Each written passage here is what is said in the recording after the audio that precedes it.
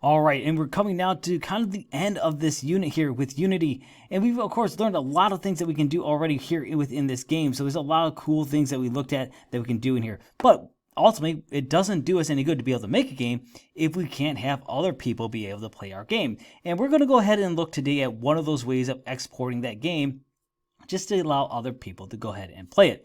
And so all I'm going to do is I'm just going to go ahead and show you that real quick. So we're going up here to the file menu this time. And I always first make sure I save this and save my project because I don't want to lose any changes that I've been doing. So always do that as you're working through this. Always a good idea. But if you notice under this, we have build settings. And if I go to build settings, you'll get this menu here that shows different things. Now, first thing, of course, is scenes in build, and we only have right now, if we look at our project, one scene that we've kind of really been working with, which is fine.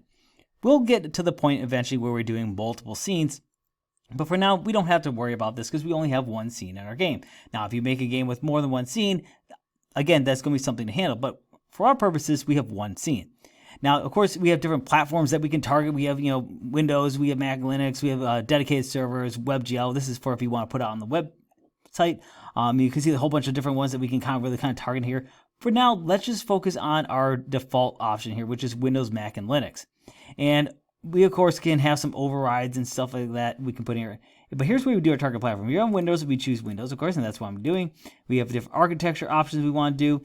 For now, we're just leaving these all as is. These really kind of start getting more complex things, the compression methods. You can see we can do things like that. I'm not worried about that. Our game is pretty small as is because we don't really have that much in here apart from the sprite assets.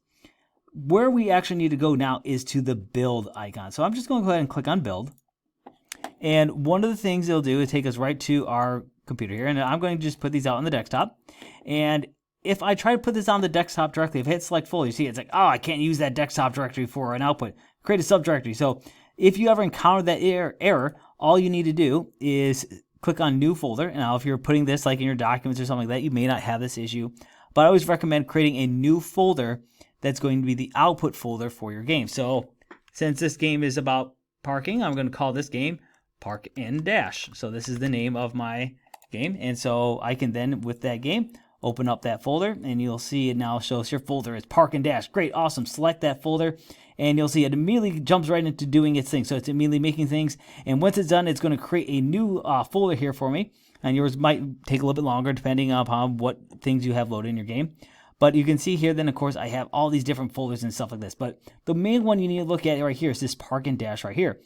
This is your game. This is the thing that will actually, if you open this up, will be your game. And let's just take a look at that real quick. So if I double click on this, and you just give your computer a second to run, you'll see, oh, here's our Made with Unity logo. Awesome.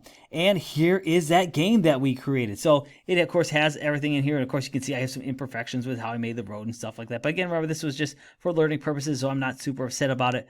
But, you can see, of course, here's my rock. I can't quite see the rock. I'm okay with that. We could always have changed that. And, of course, there's our pieces here. Now, we won't see those debug messages here because, again, those are simply for us, the programmer.